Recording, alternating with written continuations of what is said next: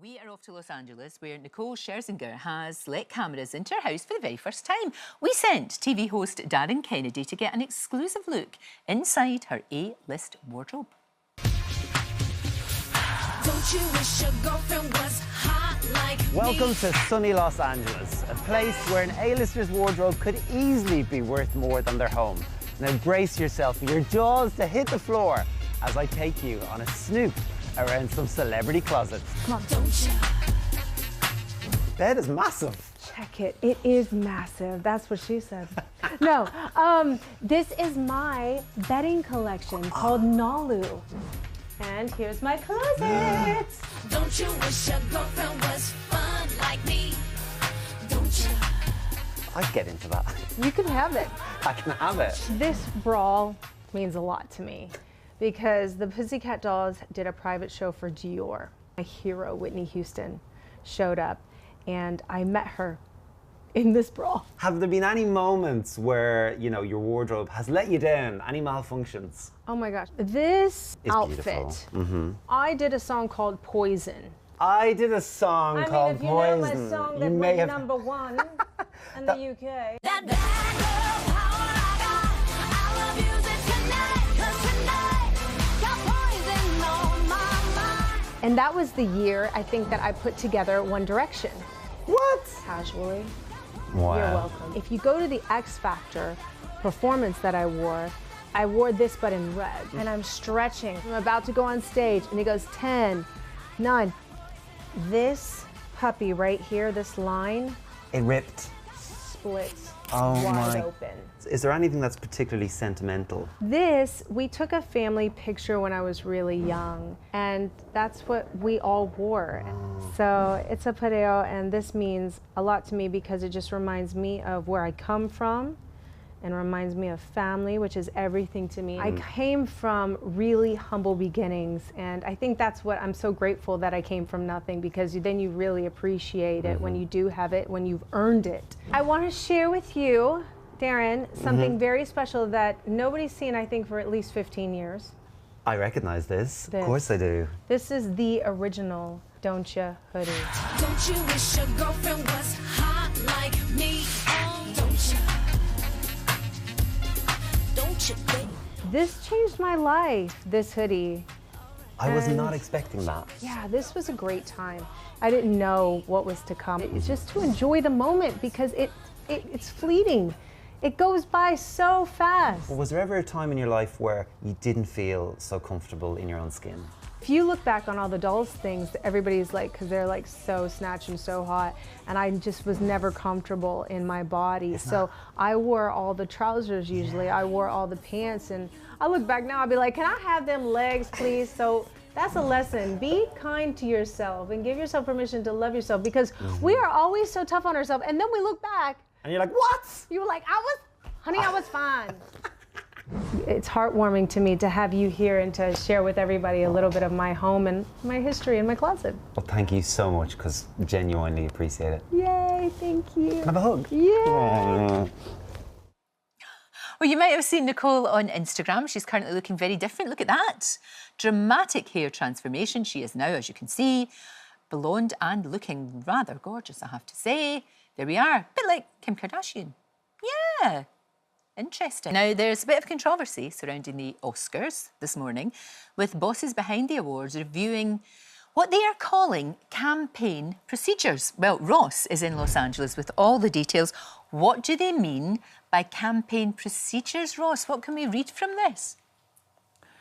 Well, it is very confusing out here, and you know we've talked about this both in person and also on the TV. That when it comes to the Oscars, it is a campaign. You know, the studios campaign, the publicist campaign. There are actually some people who are brought in. That's all they do. They campaign to get you an Oscar. That's how simple it is, because I think most people just think, oh, it's whoever was best, and that's how it works, and, you know, people vote. But it's not. It's very, very complicated. Now, they're talking about reviewing the procedures at the moment, and the procedures are not that straightforward.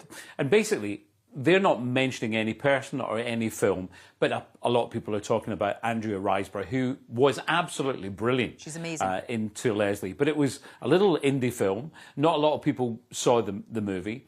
But what happened was that people are going, well, it was such a surprise she got nominated. She herself said that she was really surprised. And, you know, she's a great actress. You saw her in National Treasure, Matilda as well.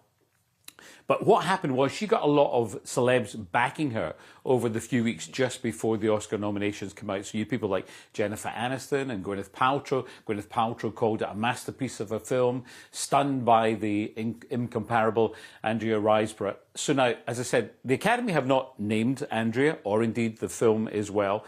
But, you know, a lot of celebrity endorsements there. And there are certain rules where you can only have so many endorsements and you can't mention basically people that you're up against to make it out some kind of rivalry.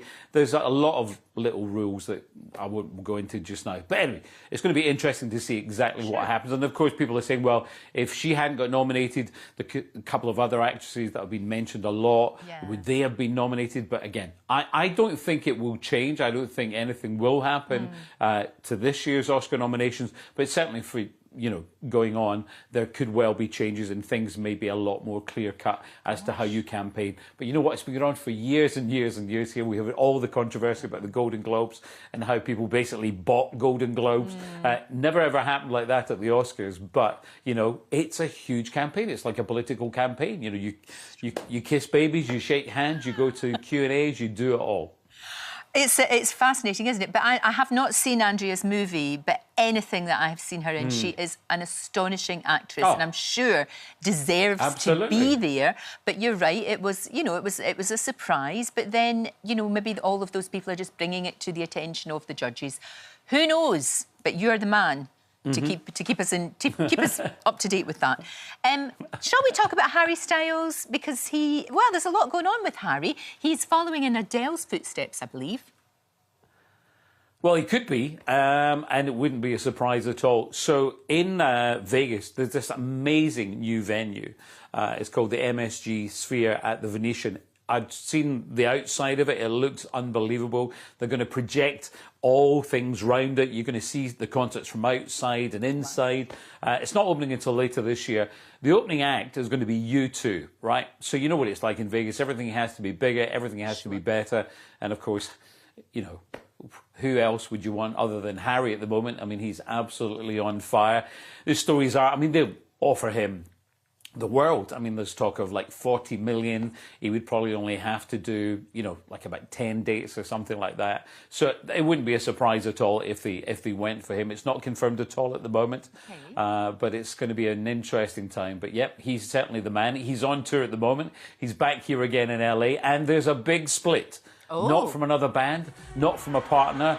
The big split in his trousers. There he is on stage, and whoopsies. Don't say we so. Don't say we so when someone split the trousers, Lorraine. Well, you know, he did say it at the time. Exactly. It was all going in one direction, wasn't it? It certainly was. He even said to a man down the front, sorry about that. And of course, the worst part for him was that we found out when he was on Ellen, he basically confessed that his childhood crush was Jennifer Aniston. And of course, who was there when he split his trousers? Jennifer. She would have, that's fine. She would have been all right with that. She would have been all right with that, wouldn't she? Exactly. I know. It's all fine. It is. And then, good news, if you're back at school, Harry is going to be on the school curriculum. Oh, how so? His solo single, Adore You, is now studied by students taking media studies. There we are. Makes life a bit more interesting at school, doesn't it? I'm studying Harry. Yeah, but could I say, do study physics and maths, or maybe a trade, and then you'll be fine, and you will get a good job, and you will be all right. Now, look, Gwyneth Paltrow, what's going on? What's happening? What's it all about? OK, so first off, the closing the Goop shop in London, which was in Notting Hill, like a lot of places closed down during the pandemic, hasn't reopened. However, her other ones are still open. You've got ones here in the States, Canada, and in France as well. But of course, we want to talk about the Valentine's Day gift. Let's see how we can get through this. First off, a sea salt and caramel flavoured lubricant. Oh. It's going for a very reasonable, it's water-based, it's all natural, Lorraine, you're okay. It's a very tasty £45. Then you've got the 24-carat gold razor, it's £350, not so reasonable. And last but not least, a heart-shaped necklace, complete with diamonds, and that sets you back 20 grand. So you know what to get me, okay?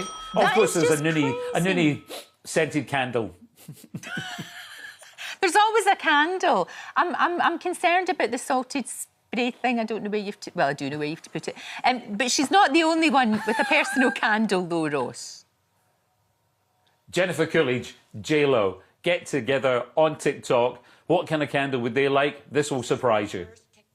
If you could make a candle with one scent, what would it be? Well, Gwyneth is her vagina candle. I would like to have a butt candle, even though you have the butt. I don't want a butt candle. All right, then I'll do it. People would want your ass candle. They would want, anyone would want your ass candle. You know that. I think I'm going to buy one of those butt candles should they ever come out. I think that'd be a lovely present for all concerned. There we are. Fascinating. Ross, as always, you've given us an awful lot to think about. Thank you so much. Thank you. See ya.